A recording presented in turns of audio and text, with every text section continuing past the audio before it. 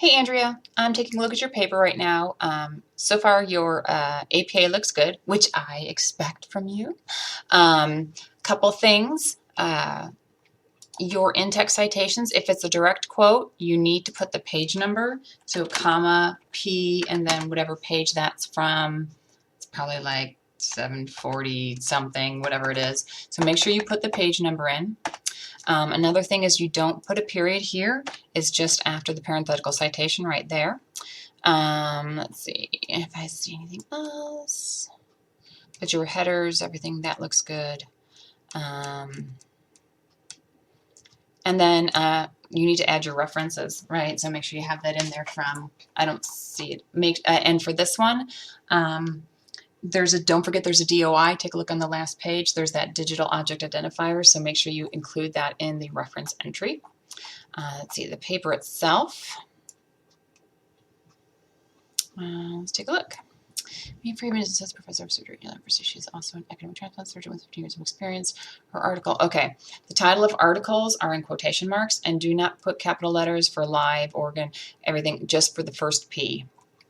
So don't underline it, put in quotation marks. Based on her beliefs on this. Don't take this out. You want to be careful about wordiness and stuff that you don't need. Why do you have your thesis statement italicized? That should not be.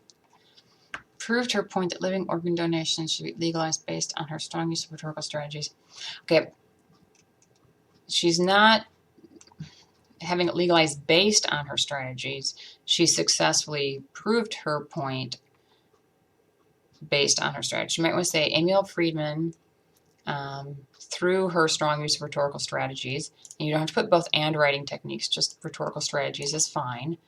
So put Amy L. Friedman, through her strong use of rhetorical strategies, successfully proved her point that living organ donation should be legalized. That's how you really should change up that initial thesis statement. Okay, let's take a look at what you have. As stated, Friedman wrote an article for the, oh yeah, and you might want to put that it's for the British Medical Journal, because that's where that article came from that I gave you, which is also her place of work as an associate professor. No, we already know that up here. And she wrote an article, I would just say that's published in the British Medical Journal. And you already just told us that about the 15 years experience and all of that. So you need to take that out. This is a significant part of knowing about this article first before reading, because every bit of information is coming from credible sources. Don't want to have an there. Whether it is from book sources, websites, and etc. Okay, this doesn't make sense. I found it significant how she, oh, no. You can't put that in there. No first person. How she stated her point of view and backed up her information. Okay. You need to approach this more, not how you can't approach it how you're viewing it. You have to approach it, how does she present it? Not just what's in there. How is she presenting it? What is her strategy? That's what the rhetorical strategies are all about, right? They're strategies. So for ethos, you need to have in there that she establishes her, can't even speak today, I've done too many of these, establishes herself as an expert before the very first paragraph. She does this by providing her credentials, and then it's why does she do that? I mean, who's her audience? How does that help convince her audience that she's credible, and how does it then help convince them to support what it is she's saying? That's what you need to be looking at. That's how you have to approach this paper. An example of one of her credible information, of some of her credible information. Okay, you had the same issue before with your writing. So my suggestion is that you go to the Center for Student Success with your drafts before you turn them in to me, to really work on your grammar. And then when I look at your drafts, then you and I can focus on the content, the analysis, and things like that.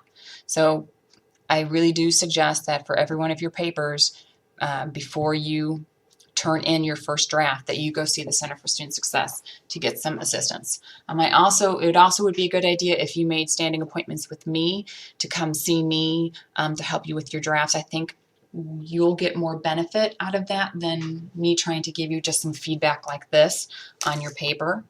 Let me keep going through it, although it was not credited by publishers.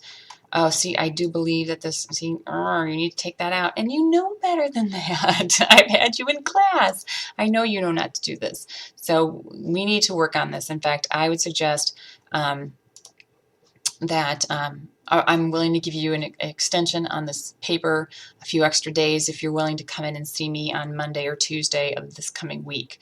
So please let me know if you're willing to come in and see me, so that way we can work on this together. I think that me giving you some feedback right here is not going to be enough, that we really need to discuss it. I also would suggest that you go back and re-watch, if you haven't already watched it, the PowerPoint where I have my videos embedded in it that explain, they pretty much explain this whole article. So let me know what you want to do. And so the sources that I want you to look at, I want you to look at that PowerPoint, and I want you to look at the grade sheet for paper 1, which explains what I'm looking for in the paper as far as identifying the strategy, explaining how she uses it, how does it affect her audience, how does it help persuade her audience. All of those pieces need to be in there. That's that analysis. You need to work on your writing more concisely, and you need to take all that first person out of there. So that's my feedback, and if you would like some further assistance, then please contact me as soon as you can. Thanks.